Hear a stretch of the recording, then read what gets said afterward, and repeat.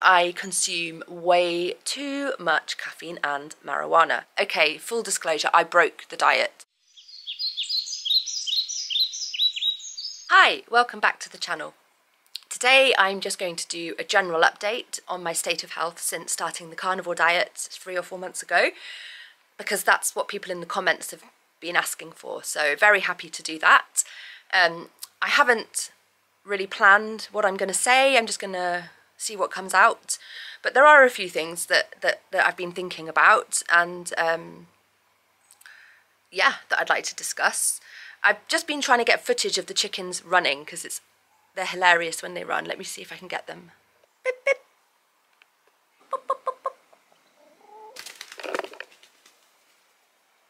Anyway, so what have I been experiencing as somebody with multiple sclerosis who follows the carnivore diet? I mean, there's nothing that's majorly different to what I've reported in my previous updates. I continue to be at a consistent level of energy and strength, which is higher than it was before I started the diet. I'm really enjoying not being bloated and fitting into my old clothes that I used to wear. I have little to no eczema. I used to have really bad eczema that would cover my entire torso and back and my arms. I attribute that to the carnivore diet, my skin improvement. I still have a few outbreaks on my chin.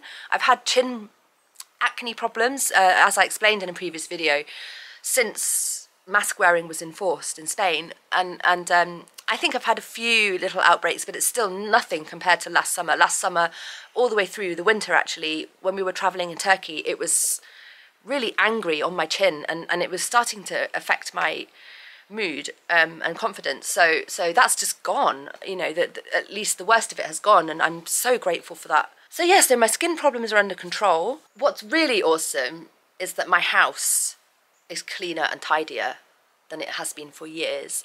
That was something that made me really depressed when I first moved up the mountain and found that although I had more energy for living in a more wholesome and pure environment, I didn't have enough energy to keep on top of the cleaning and tidying of the cabana, which is actually not a huge space, but it's filthy. It's filthy because you've got dogs running in and out. Having animals just means that it all just gets on top of me. And then I'm by nature, ask anybody who used to know me, by nature I am anally tidy.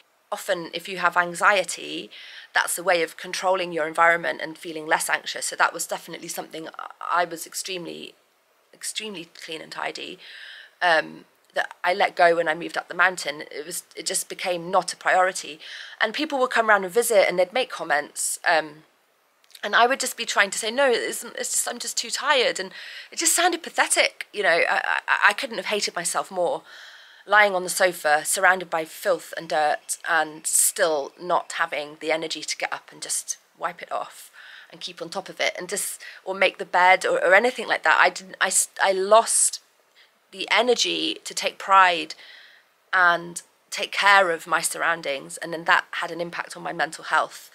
I didn't feel like myself, and when people judged me for it, I felt even worse. So being on the carnivore diet means that I'm just a bit more on top of things. Ant said something to me which is quite interesting. He said he doesn't want to make too much of a big deal about all of my improvements, because that would imply that I wasn't good enough before.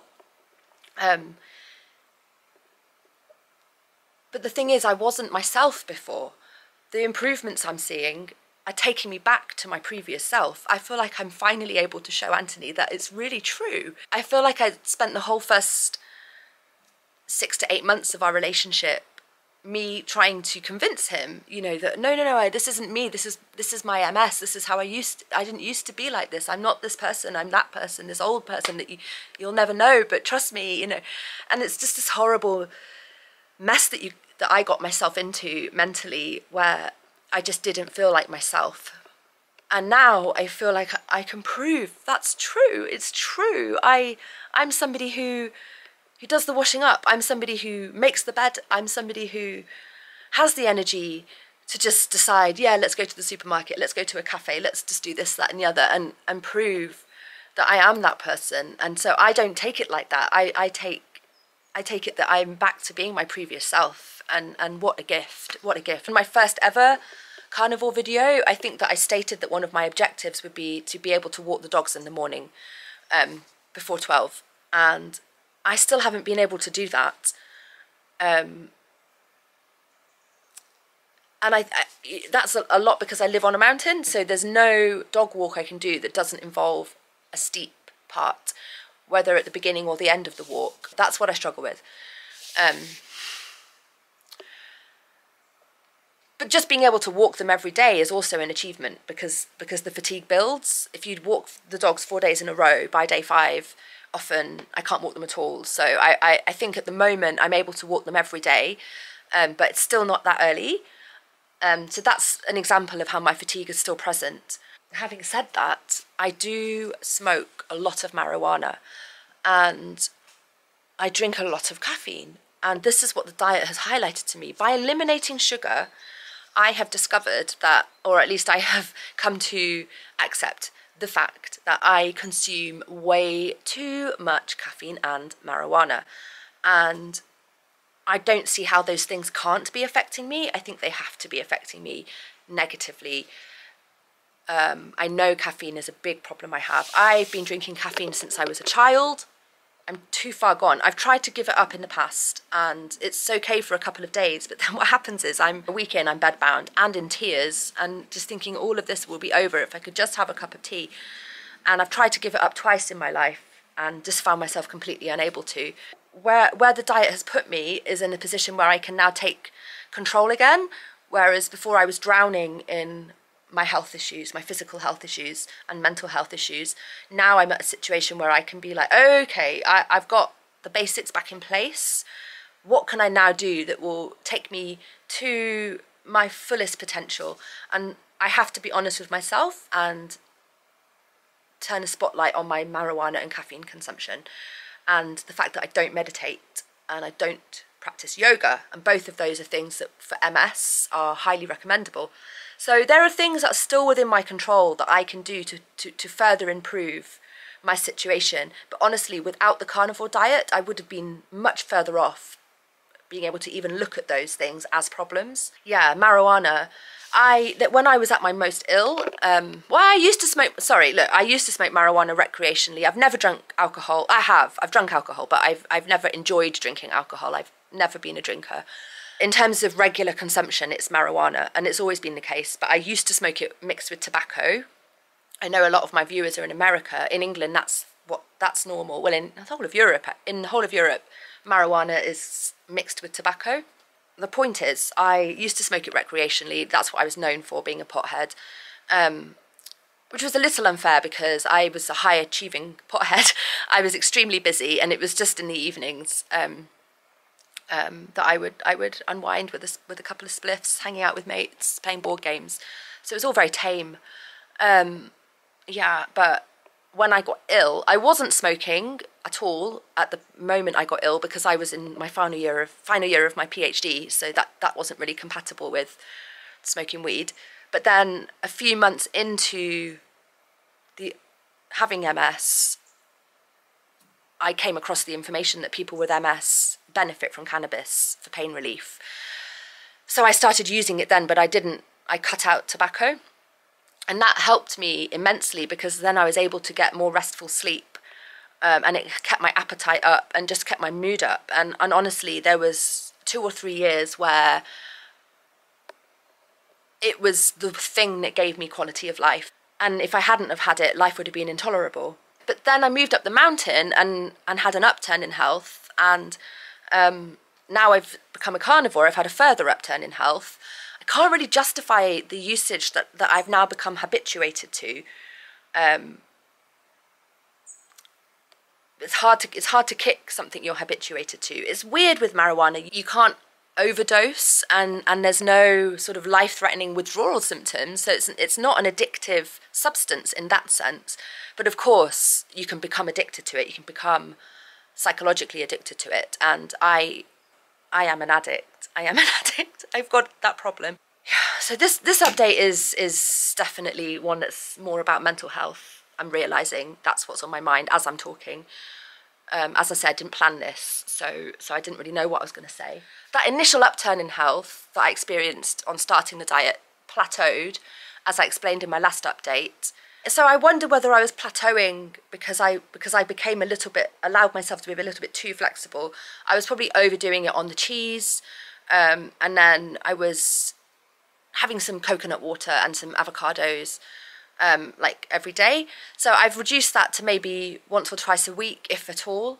And I've reduced my dairy consumption because I think dairy can be a bit inflammatory. And somebody in the comments mentioned that dairy for MS is particularly bad. So I am going to try and work on that and refine the diet. Yeah, I would say that I'm probably still in that place where I'm used to the benefits, I'm used to the extra energy, and I suppose I've had a few ups and downs on the diet in that, okay, full disclosure, I broke the diet this past week, I broke it, not just once, but twice. Yeah, we went to KFC. All right, that's my confession. We went to KFC. We went to a retail park for whatever. Oh, we went to buy a freezer, actually. We went to buy a freezer. This is relevant to the diet because I've been stressing about what happens when winter comes. I can only use my fridge in the summer. I can't use it in the winter because there's not enough hours of light for the solar panels to keep it running, because with the fridge, you've got to keep it running all the time, all through the night and everything, and it just drains the panels. It drains the batteries of my solar panels too much. So I need to figure something out. And what we've decided is we bought a deep freeze to put in the village house, which I'll probably spend more time in the village house anyway in the winter. And we're going to just freeze the meat. I don't have a means of doing that at the moment, and that means that I go to the supermarket every 3 or 4 days because meat doesn't keep all that long. So there's a practical downside for me for the diet because I don't have, because of my setup off-grid up a mountain, makes that slightly complicated. But we're also thinking of digging a cold store in the garden. So we dig a hole and then put like a metal crate inside that hole, and then we could keep food underground in the winter. That would probably be fine, but we just haven't got around to doing that yet. So we bought the deep freezer, but when we went to buy the deep freezer, we went past a KFC. Not only did I have dubious chicken fried in the kernels, 11 different spices, I said to Anthony, I'm not going to eat the chips, but he didn't eat his chips, and I couldn't stand to see them go to waste, so I just went for it. I just had the chips. And then we went out for dinner again, and I did exactly the same.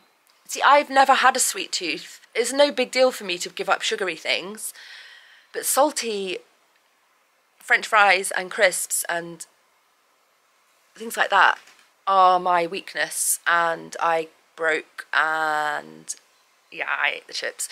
But I think that was fine. To do that once in a blue moon was the big deal. But what happened was I did it a few days later as well. And that's what it is. It's a slippery slope. People told me about it in the comments. I didn't really believe that I would be susceptible to that because I was so happy on the diet at the beginning and completely satiated with what I was eating, and I wasn't experiencing any cravings. But I didn't just have that though. We bought some cakes, and I had half of a cake. So I properly broke the diet 2 days ago, properly. And I felt crappy the next day, and I didn't immediately connect it, but then I've thought about it, and I'm like, well, obviously I've just filled my body with stuff it's not been used to for so long, and it did have an impact on my fatigue levels and my mood. So I won't be doing that again. I'm going to be stricter with myself. Coconut water, avocados, things like that. I'm just going to be stricter, and I'm going to stick to the pure carnivore. I'm going to take the advice of the people in the comments who all advise me, don't let yourself go down that slippery slope.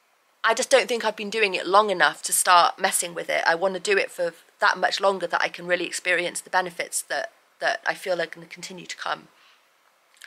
At the end of the day, my health's way more important than my cravings. But what's interesting is that having broken the diet twice, not only did I experience a physical slump, but I also started experiencing cravings. I thought that was so interesting. It was like the sugar got inside me and then just started saying more. Desire for something sweeter started to creep into my head. So I'm going to consider that sugar, like nicotine, and just keep well away. That was a really interesting experience to break the diet, only to realise why I shouldn't break the diet, why it's really important not to. I think, you know, if you're out and about and the only thing you can get, there's nothing else except something that is not part of the diet, fine. But if you allow yourself to give in to those cravings and to those desires, then it is just a slippery slope. And there's no need for it, because what you're eating on the carnivore diet is enough. It's plenty. You're not hungry. It's those mental cravings. So that was a lesson for me. Yeah, I think that basically covers everything that I have to say at the moment. I want to be able to give a fully positive update next time, where I'm walking the dogs in the morning and I'm lifting weights in the afternoon and holding down a full-time job and, you know, saying carnivore's a miracle. It is a miracle, but it's not necessarily the case that when you've got a serious condition, it's not going to just go away like that. You are going to have to keep at it, and that involves discipline. So not breaking the diet, not giving in to any cravings, and I need to find resilience. This is why I always tell my dog, my dog knows the word resilient. I tell her all the time that she needs to learn to be resilient. I need to apply that lesson to myself. I mustn't let comments online upset me. I just think, okay, so the carnivore, I think what I'm going to conclude is that the carnivore diet puts you in the driving seat. It puts you in a position where you can take responsibility now, because your health and strength and cognitive function are on a level. But it's not the case that it's going to address all of the issues that you've got, you know, your emotional and psychological and spiritual issues are going to, there's still issues which you need to address outside of diet. And I think that I'm at a point where it's the carnivore diet's revealing what my issues still are. So caffeine, marijuana, a routine. I need to establish a routine. That's something that I've lost years ago, and that I miss having. I miss having a routine to my day. And I think that, you know, marijuana impedes that as well. And so yeah, a bit of a mixed update. Maybe not so miracle laden as my first one, which I think that's because it was just such an incredible upturn. It was so obvious. But I think the fact that it's not continuing to go up with that intensity isn't a bad thing. It's just revealing to me that this is a marathon, not a sprint. Moving back into health is a complex thing. But I do think that basically it starts with diet, you know, or at least it can start with diet. Your route back to health without addressing diet is going to be difficult. I've got a nice, interesting video lined up for next week. I'd like to look into mushrooms and the carnivore diet. This is an area that me and Ant are getting very, very interested in, and I would like to cover that in the next video. So I don't know how interested in that you guys will be, but the world of mushrooms is absolutely fascinating, and I think it actually goes really well with the world of carnivores, but I'll talk about that next week.